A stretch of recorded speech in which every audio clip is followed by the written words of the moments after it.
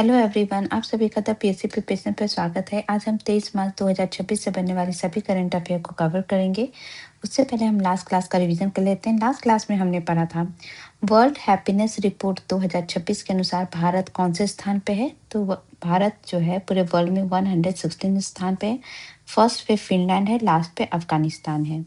Sky tracks world airport award 2026 के अनुसार दुनिया का सर्वश्रेष्ठ हवाई अड्डा कौन बना है। तो चांगी एयरपोर्ट सिंगापुर का, और इंडिया का Indira Gandhi international airport 28 position पे है।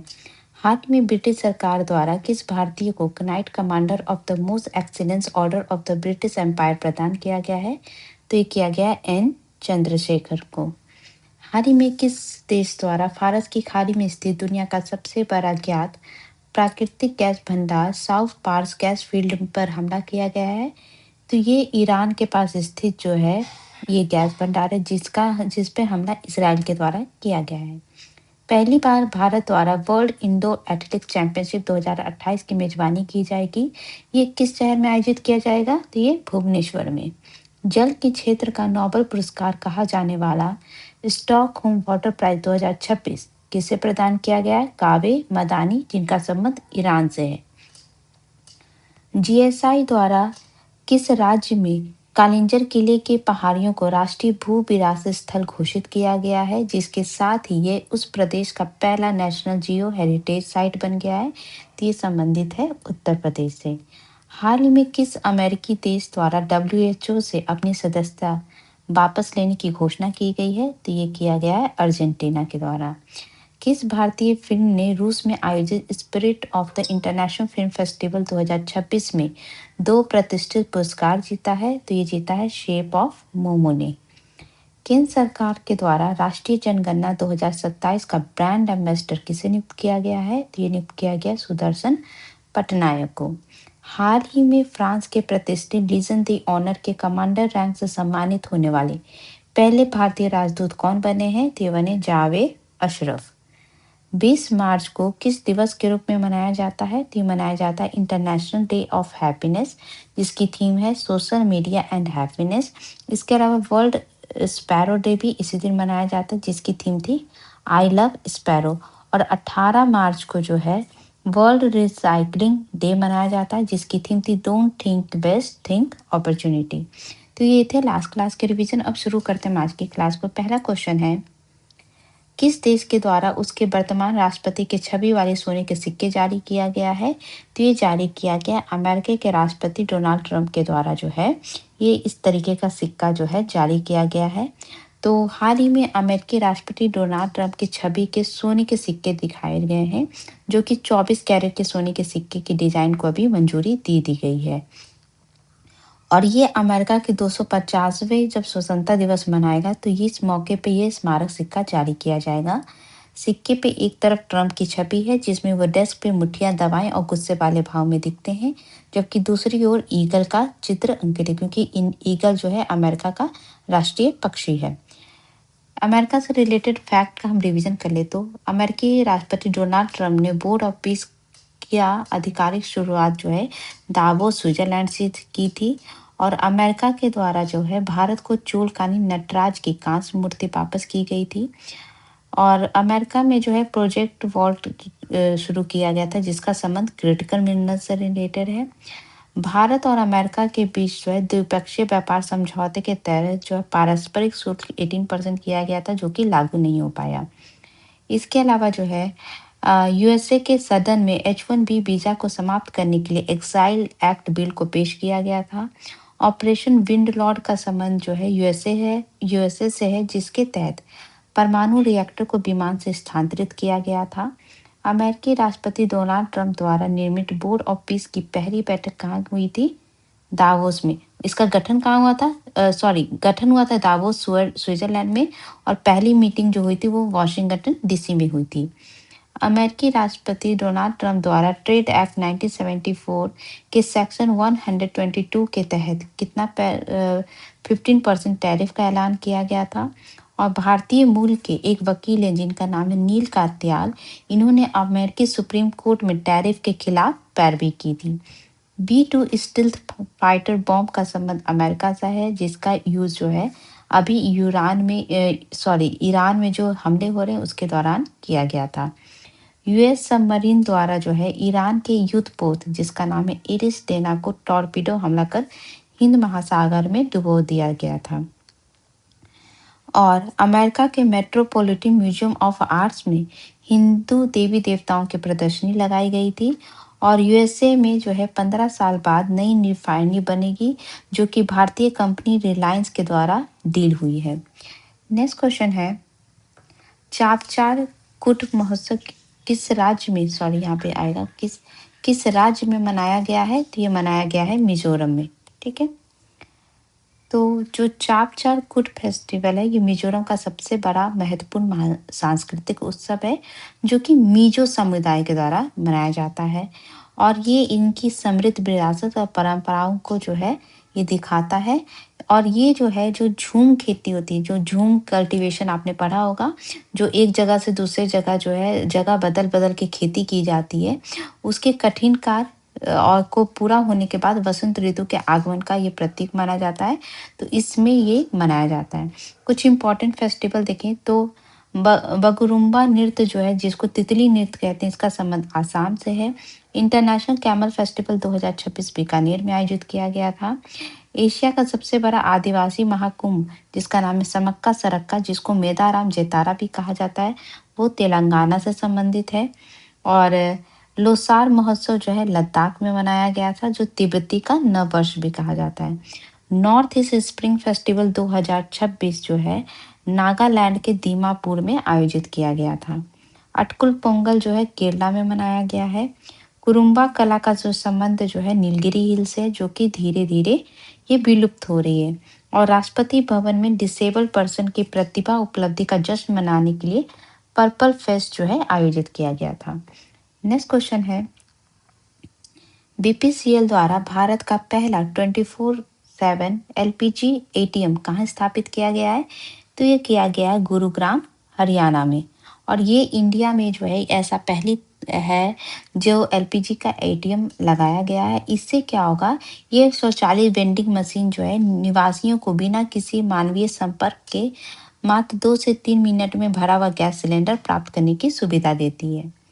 फर्स्ट इन इंडिया से फैक्ट देखें तो भारत में पहली बार स्काई नाइट स्की जो है औली उत्तराखंड में किया गया था। बीआरओ द्वारा जो है मेरठ में भारत के पहले मानव रहित विमान और ड्रोन रनवे का निर्माण कराया जाएगा। भारत का पहला national cow culture museum Mathura में खोला जाएगा।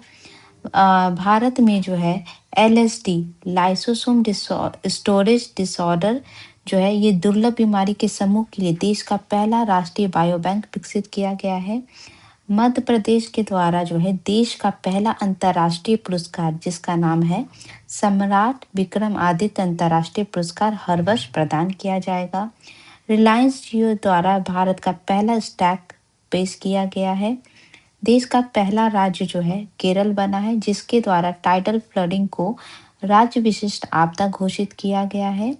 प्रधानमंत्री नरेंद्र मोदी जी द्वारा मेरठ से देश के पहले रीजनल रैपिड ट्रांजिट सिस्टम जिसको नमो भारत है इसकी शुरुआत की थी। केंद्र सरकार के द्वारा पहली आतंकवाद रोधी नीति जो है उसका नाम प्रहार रखा गया था। इसके अलावा भोपाल में पहली बार राष्ट्रीय दिव्यांगजन क्रिकेट खेल महोत्सव 2026 मनाया गया है। नीति आयोग की अटल नवाचार मिशन जो है अटल नवाचार मिशन ने पहला राज्य नवाचार मिशन जो है त्रिपुरा से लॉन्च किया है। भारत द्वारा जो है लॉन्च किया गया पहला परिणाम आधारित राष्ट्रीय पर्यावरण पुरस्कार है जिसका नाम रखा गया है the zero prize. Narendra Modi के द्वारा वेस्ट बंगाल में देश का पहला पूरी तरीके से स्वचालित जो है हल्दिया बल्क टर्मिनल का उद्घाटन किया गया था। नेक्स्ट क्वेश्चन है, हाल ही में भारत के किस शहर द्वारा ईरान को चिकित्सीय सहायता भेजी गई है? तो हाल ही में भारत के दिल्ली शहर के द्वारा जो है ईरान को जो चिकित्सीय सहायता भेजी गई है। और ये जो खेप है जो है नई दिल्ली से भेजी गई थी। और ये जो प्राप्त किया गया है ईरान के तेहरान में ईरानी रेड क्रिसेंट सोसाइटी को ये सौंपी गई है। और ईरान के दूतावास के द्वारा जो है भारत के लोगों को जो है काइंड एंड स्टीम्ड पीपल कहते हुए उनके मानवीय सहयोग के लिए आभार व्यक्त किया है। इंटरनेशनल रिलेशन से फैक्ट देखें तो हाल में भारत और ग्रीस के बीच रक्षा औद्योगिक सहयोग को मजबूत करने के लिए घोषणा पत्र जारी किया गया था। भारत के द्वारा सीशेल को जो है 17.50 करोड़ डॉलर की सहायता राशि प्रदान की गई है। भारत सरकार द्वारा जो है अब तक के सबसे बड़ा रक्षा सौदे के तहत फ्रांस से 114 राइफल विमान के लिए समझौता हुआ है। भारत और फ्रांस के बीच 2026 को ईयर ऑफ इनोवेशन के रूप में मनाने की घोषणा की गई थी। भारत और ब्राजील के बीच अगले 5 वर्षों में आपसी व्यापार 30 अरब डॉलर तक पहुंचाने का लक्ष्य रखा गया है। इजराइल के संसद नेसेट को संबोधित करने वाले पहले पीएम जो बने हैं वो नरेंद्र मोदी रहे हैं। भारत और इजराइल के बीच जो है रणनीतिक साझेदारी को विशेष रणनीतिक साझेदारी का दर्जा दिया गया था। और कनाडा के प्रधानमंत्री मार्को कार्नी अपनी पहली आधिकारिक यात्रा के लिए भारत आए थे और उसी के बीच भारत और कनाडा के बीच सेपा के तहत द्विपक्षीय व्यापार को 2030 तक 50 अरब डॉलर तक पहुंचाने का लक्ष्य रखा गया था। भारत जो है रशिया से S-400 एयर डिफेंस सिस्टम जिसको क्या नाम दिया गया है सुदर्शन कहा जाता है, इसके 5 नए स्क्वाड्रन खरीदेगा और यूएसए में 50 साल बाद नई रिफाइनरी बनेगी जो कि रिलायंस के द्वारा बनाई जाएगी। नेक्स्ट क्वेश्चन है किस देश में स्थित प्रम्बावन मंदिर के जीर्णोद्धार के लिए भारत के आर्कियोलॉजिकल सर्वे ऑफ इंडिया के साथ साझेदारी की गई है? तो ये मंदिर जो है स्थित है इंडोनेशिया में। ठीक है, तो बम्बावन मंदिर जो है इंडोनेशिया के जावा द्वीप पे स्थित है और हाल ही में भारत पुरातत्व सर्वेक्षण और इंडोनेशिया के संस्कृति मंत्रालय ने इस ऐतिहासिक मंदिर परिसर के जीर्णोद्धार के लिए एक रणनीतिक साझेदारी की घोषणा की है। इस मंदिर की बात करें तो ये यूनेस्को विरासत 1991 में इसको यूनेस्को विश्व धरोहर स्थल का दर्जा दिया गया था। और ये भारत की जो ये साझेदारी का उद्देश्य क्या है कि भारत की जो एक्ट ईस्ट पॉलिसी है, ठीक है, एक्ट ईस्ट पॉलिसी मतलब जितने भी साउथ ईस्टर्न जो कंट्री हैं उनके साथ जो है काम करने की जो नीति है उसके तहत जो है एएसआई जो है अपने विशेषज्ञों को यूज करके वहाँ के मंदिर जो है जो मंदिर है ये इसका जो है जीर्णोद्धार किया जाएगा। बहुत सारे ऐसे टेम्पल है जो कि हिंदू टेम्पल कहें तो वो इंडिया से बाहर जो है स्थित है अलग अलग देशों में। जैसे कि अगर हम देखें तो पशुपतिनाथ टेम्पल ये कहाँ है नेपाल में, जो कि शिव जी का टेम्पल है, ये यूनेस्को साइट भी है।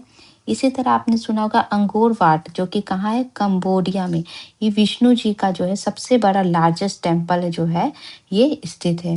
उसके अलावा जो वाटू केव्स है ये मलेशिया में है और ये मुरुगन देवता को समर्पित है। इसके अलावा श्री मरी मम्मन जो है ये सिंगापुर में स्थित है। ये मरी मम्मन जो है ये उनको समर्पित है और ये सबसे ओल्डेस्ट टेम्पल के अंतर्गत आता है। प्रम्बन जो है जिसके बारे में हमने बात किया ये इंडोनेशिया में स्थित है और ये जो है त्रिमूर्ति है। ठीक है, ब्रह्मा विष्णु महेश तीनों के लिए जो है ये समर्पित मंदिर है। और अक्षरधाम जो है यूएसए में भी हाल में बनाया गया है। ये स्वामी नारायण का मंदिर है जो कि मॉडर्न ग्रैंड टेम्पल जो है ये अभी यूएसए में बनाया गया है। इंडोनेशिया से अगर हम मैपिंग देखें तो इंडोनेशिया जो है ये इंडियन ओशियन के अंतर्गत आता है जिसके अंतर्गत बहुत सारे आइलैंड आते हैं। इंडोनेशिया की जो राजधानी है वो कैपिटल है जकार्ता। ये सुंडा आइलैंड पे ये सारे जो जितने भी जो कंट्रीज हैं जो साउथ ईस्टर्न कंट्री है वो स्थित हैं। इंडोनेशिया में जो है बहुत सारे आइलैंड हैं जैसे कि सुमात्रा आइलैंड है, जावा आइलैंड है, बाली, इसके अलावा जो ईस्ट तिमोर और पापुआ न्यू गिनी। ठीक है, ये सब आइलैंड है सुंडा आइलैंड के।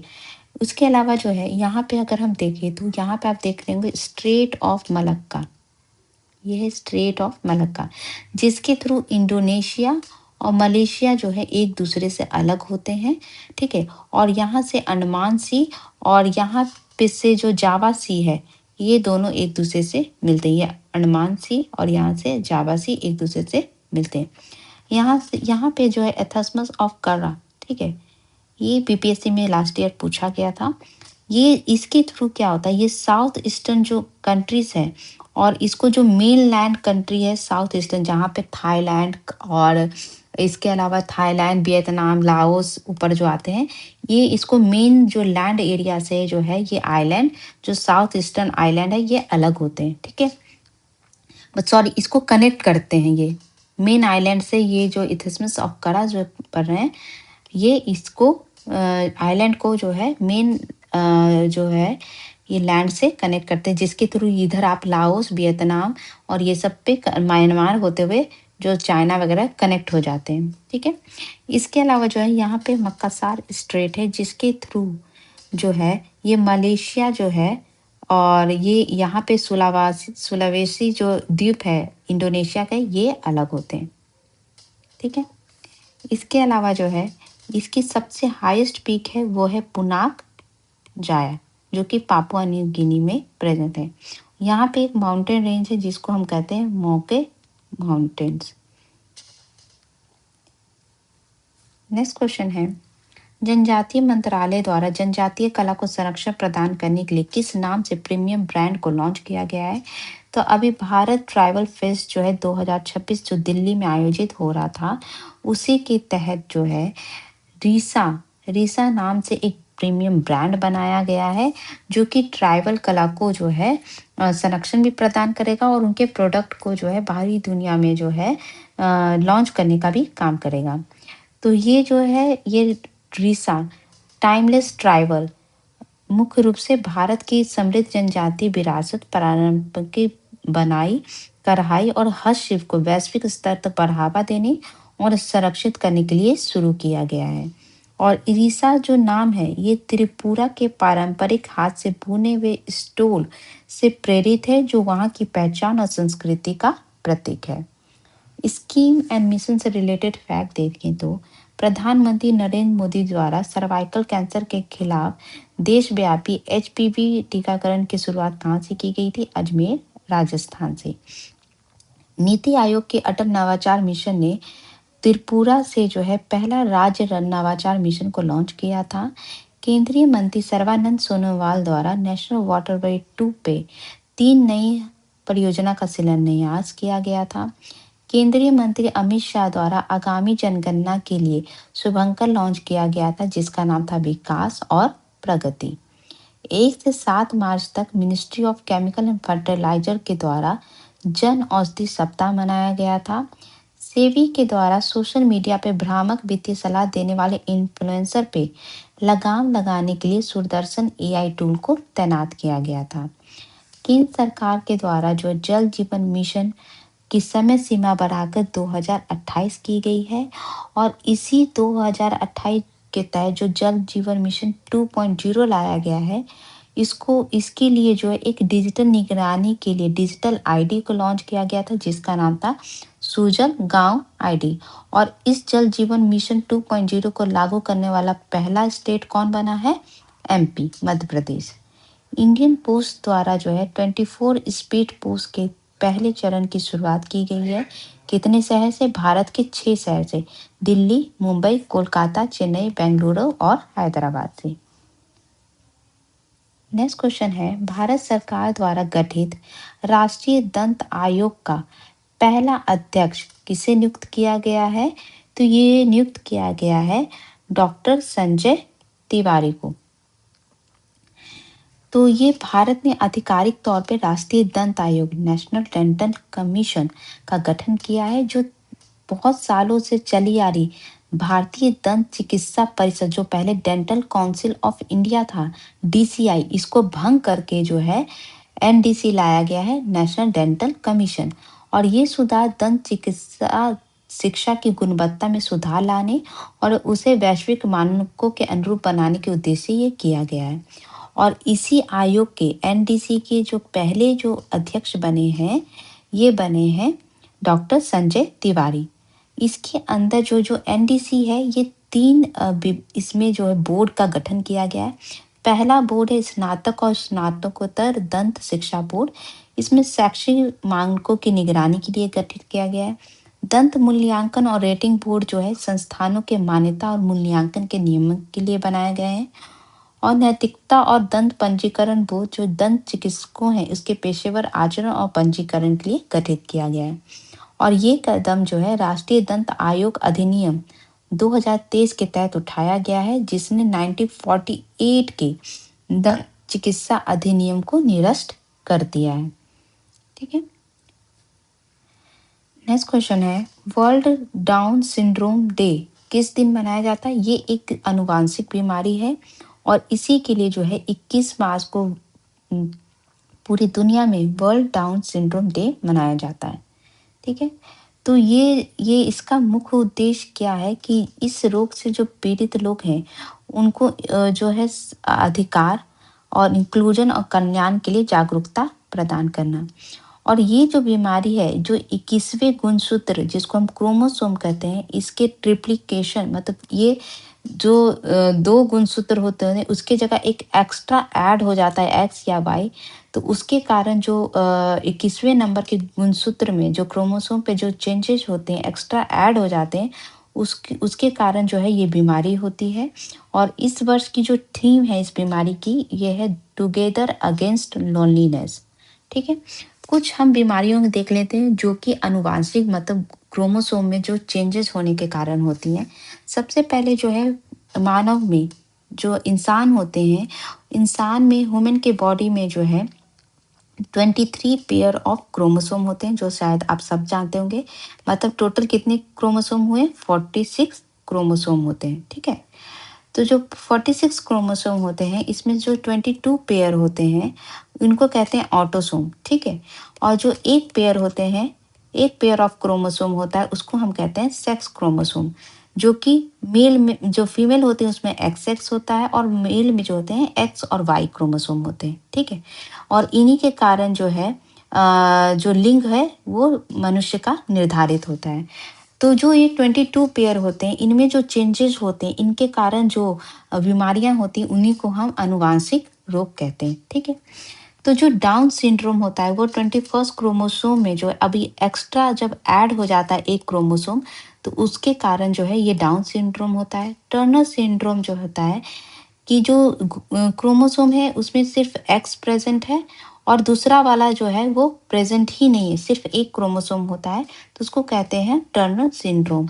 क्लिन-फिल्टन सिंड्रोम जो होते हैं, जो एक्स एक्स क्रोमोसोम होते हैं उसमें एक एक्स्ट्रा वाई ऐड हो जाता है, तो उसको हम क्लिन-फिल्टन सिंड्रोम कहते हैं। एडवर्ड सिंड्रोम 80 नंबर के क्रोमोसोम में जब एक्स्ट्रा एक ऑड ऐड हो जाता है तो उसको कहते हैं एडवर्ड सिंड्रोम। पटाउ सिंड्रोम जो 13 वाले क्रोमोसोम है उसमें एक और ऐड होने से होता है। क्री-डू चैट जो होता है 3p डिप्लीशन के कारण होता है। ट्रिपल एक्स जो होता है 2 एक्स में जो है एक और एक्स्ट्रा एक्स ऐड होने से होता है। X Y Y Y syndrome जो होता है एक्स वाई में जो है एक्स्ट्रा वाई आने से होता है। हेमोफीलिया जो है एक्स क्रोमोसोम में जो है चेंजेस होते हैं तब जीन डिसऑर्डर के होता है।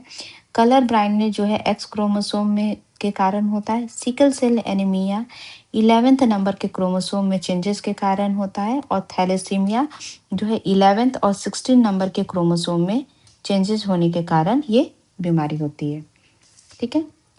नेक्स्ट क्वेश्चन है, Hurun rich list self made women 2026 के 150 अरबपति महिलाओं की सूची में भारत की किन महिलाओं को शामिल किया गया है?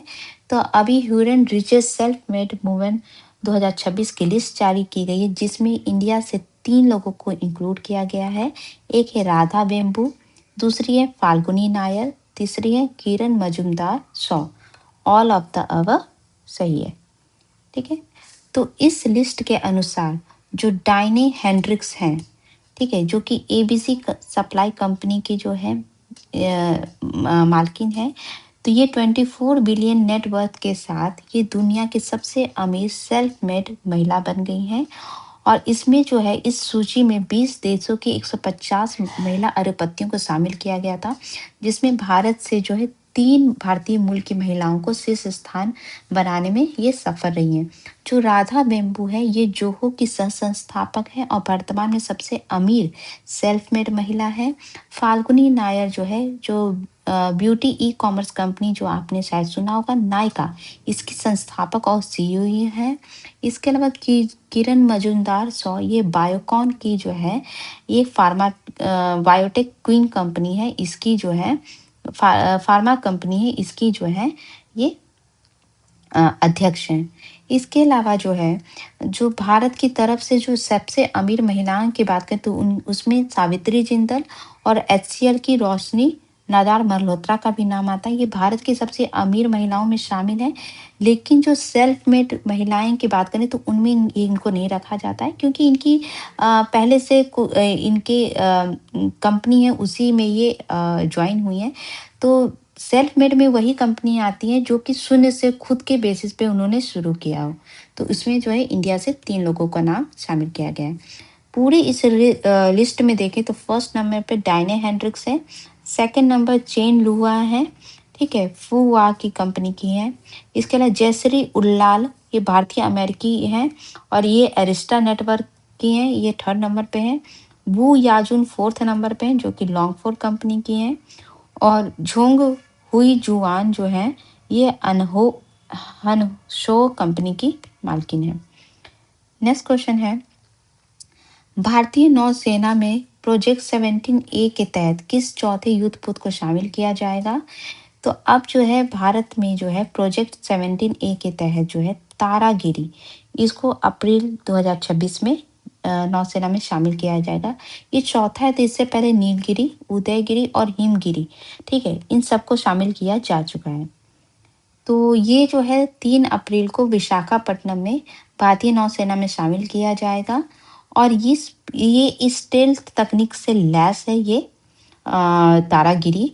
और ये प्रोजेक्ट 17A के तहत नीलगिरी क्लास का चौथा युद्धपोत है और इसे मझगांव डाक शिपयार्ड लिमिटेड द्वारा निर्मित किया गया है।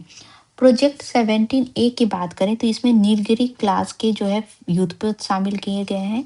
जो नीलगिरी क्लास के, जिसमें इसमें गिरी सब में आएगा लास्ट में, जैसे नीलगिरी, उदयगिरी, हिमगिरी, दूनागिरी, तारागिरी, विंध्यगिरी और महेंद्रगिरी, इतने जो है ये प्रोजेक्ट 17A के तहत है। इसके अलावा प्रोजेक्ट 75 की बात, कुछ और भी प्रोजेक्ट के अंदर कुछ कुछ वॉरशिप और ये पोर्ट शामिल किए गए हैं, उसका हम देख लें। प्रोजेक्ट 17-5 ये किससे रिलेटेड है? स्कॉर्पियन क्लास की सबमरीन से, पनडुब्बी से रिलेटेड, जिसके अंदर आती है के और वी, कलवरी, खंडेरी, करंज, बेला, बागी, बक्सीर, ठीक है। प्रोजेक्ट 15B के तहत विशाखापट्टनम क्लास का डिस्ट्रॉयर है, जिसके अंदर विशाखापट्टनम, मोरमुगु, इम्फाल, सूरत, ये मतलब शहर के नाम पे हैं ये, ठीक है।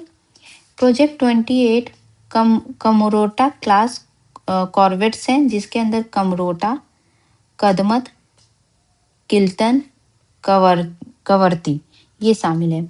एयरक्राफ्ट कैरियर प्रोजेक्ट से बात करें, आईएनएस विक्रांत है, जिसके जो एयरक्राफ्ट कैरियर भी है, 2022 में कमीशन किया गया था।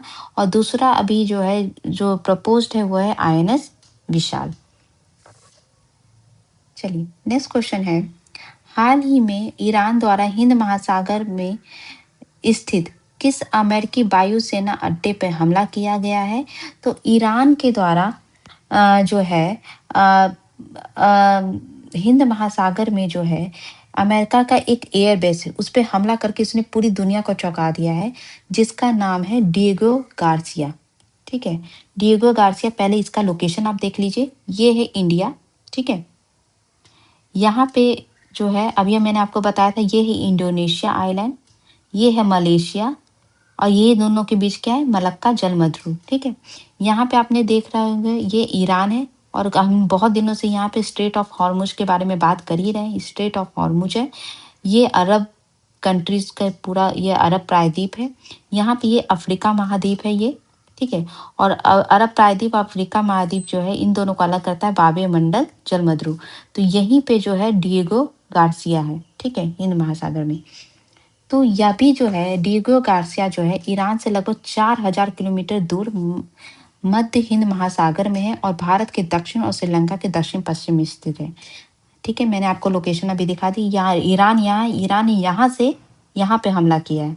ठीक है, तो ये चागोस द्वीप समूह का सबसे बड़ा द्वीप है और ये हिंद प्रशांत क्षेत्र में स्थित है और ये दो महत्वपूर्ण अमेरिकी बम वर्षक लड़ाकू विमानों के बेस में से एक है। और ये पहला तो ये डिग्यो गार्सिया है और दूसरा कौन सा है अमेरिका का लड़ाकू विमानों के लिए बेस, वो है गुआम में स्थित एडर्सन वायुसेना अड्डा। और इस अड्डे पे बम वर्षक विमान, परमाणु पनडुब्बियां और मिसाइल विध्वंसक पोत तैनात रहते हैं। और ये जो बेस है डिएगो गार्सिया, ये अमेरिकी अंतरिक्ष बल के ट्रैकिंग बुनियादी ढांचे के लिए महत्वपूर्ण है।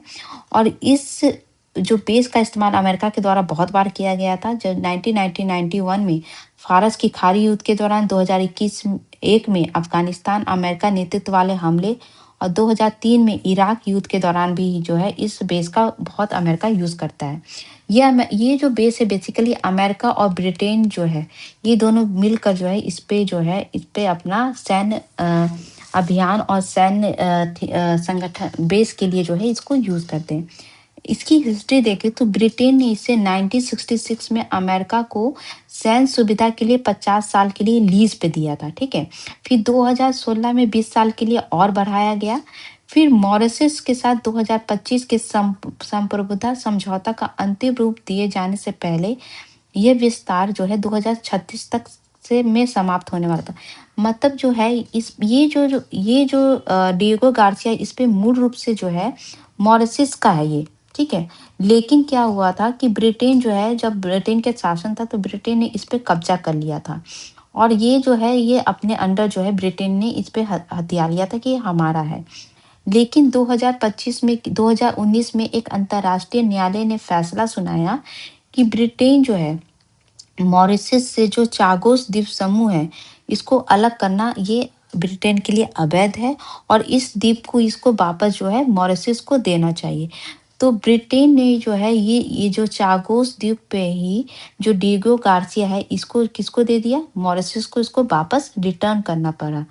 लेकिन क्योंकि अमेरिका और ब्रिटेन इस पे अपना सैन्य अड्डा बनाए रखना चाहते थे तो इसलिए ब्रिटेन के प्रधानमंत्री कीर स्टारमर ने जो है चागोस द्वीप समूह की संप्रभुता बनाए रखने के लिए मॉरिशस से एक साइन किया और उसके तहत डिएगो गार्सिया को अगले 99 वर्ष के लिए 101 मिलियन पाउंड प्रति वर्ष के किराए देकर ये अपने पास लीज पे रखा हुआ है। समझे, तो अधिकार मॉरिशस का है लेकिन ब्रिटेन ने जो है इसको जो है लोन पे या कहें एक लीज पे जो है 99 ईयर के लिए 101 मिलियन पाउंड जो है मॉरिशस को दे के जो है इस पे अपना सैन्य अड्डा बनाया हुआ है। ठीक है, नेक्स्ट क्वेश्चन है, हाल में किस देश के द्वारा उसका अब तक का सबसे बड़ा बैंक नोट जारी किया गया है? तो जिस तरीके से युद्ध की स्थिति बनी हुई है तो ईरान के द्वारा 1 करोड़ रियाल का जो है नोट अभी जारी किया गया है।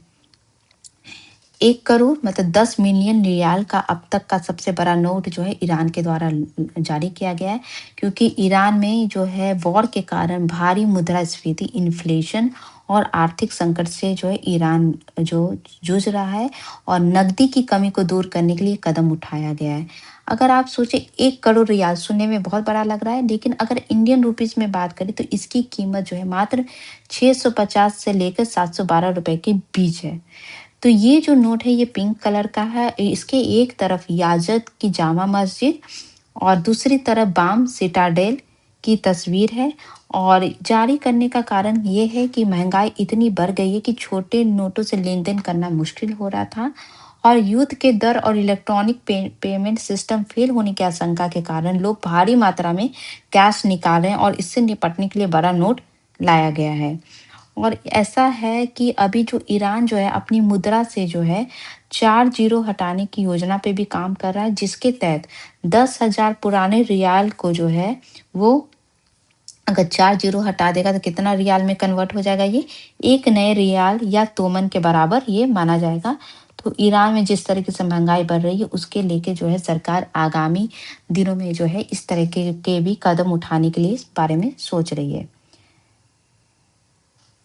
कल मैंने आपसे पूछा था कि आगामी द म्यूजिक एकेडमी के 100 सम्मेलन में किसे संगीत कला निधि पुरस्कार 2026 प्रदान किया जाएगा? तो ये प्रदान किया जाएगा जयंती कुमारेश को। और नृत्य कला निधि पुरस्कार किसको प्रदान किया जाएगा? नरेंद्र जी को। आज का आपका क्वेश्चन है, एससीओ सदस्यों द्वारा आयोजित फर्स्ट यूथ डेल्फिक गेम्स 2026 किस देश में आयोजित किया जा रहा है? किर्गिस्तान, पाकिस्तान, उज्बेकिस्तान या अफगानिस्तान? इसका आंसर आप मुझे कमेंट बॉक्स में दे सकते हैं। और इसकी जो पीडीएफ है आपको टेलीग्राम चैनल पे जाके आप जो है इससे पढ़ सकते हैं। जो भी आप पढ़ें, आप किसी भी क्लास से पढ़ें, तो आप क्या करें, पहले सुबह जो आप क्लास आप जैसे पढ़ते हैं उसको पढ़ने के बाद आपको जो है शाम में जो है उसका जो पीडीएफ है उससे आप खुद भी पढ़ें। तो इस तरीके से आप पढ़िएगा तो वो चीज़ें जो है आपको उसी दिन जो है पूरे अच्छे से याद हो जाएगी, क्योंकि जब तक आप खुद से भी उसको रीड आउट नहीं करेंगे तो ऐसे बस सुन लेने से वो शॉर्ट टर्म के लिए आपको याद रहेगी और वो फिर आपके एग्जाम में कंफ्यूजन क्रिएट करेंगी। तो आप पीडीएफ से ज़रूर पढ़ें। मैं नहीं कह रही हूँ मेरे क्लास से पढ़ें, किस कहीं से भी पढ़ें, लेकिन पीडीएफ से भी ज़रूर पढ़ें, ठीक है? और इसके अलावा जो है आप वीकली रिवीजन भी करें, ताकि आप अपना इवैल्यूएट कर सकें कि आपकी जो चीज़ें पढ़ रहे हैं आपको कितनी याद रह रही हैं। और चीज़ों को जो है कनेक्ट करके पढ़ें मैपिंग के थ्रू। और हिस्ट्री, पॉलिटी जो भी चीज़ है उस क्वेश्चन से रिलेटेड उसको कनेक्ट करके पढ़ें। तो वो चीज़ें क्या होती हैं कि आपको जो है रिलेट कर पाते हैं एग्ज़ाम में और जल्दी वो आपके दिमाग में आती है, क्योंकि एग्ज़ाम में इतना टाइम नहीं मिलता है कि आप चीज़ों को बहुत लंबे समय तक वहाँ पे टाइम दे पाएँ याद करने के लिए। तो आप इस तरीके से पढ़ाई करिए तो आपके लिए जो है ये बेनिफिशियल होगी, ठीक है? तो अगर आपको क्लास अच्छी लगती है तो प्लीज़ चैनल को लाइक, शेयर, सब्सक्राइब ज़रूर करिएगा। Thank you so much.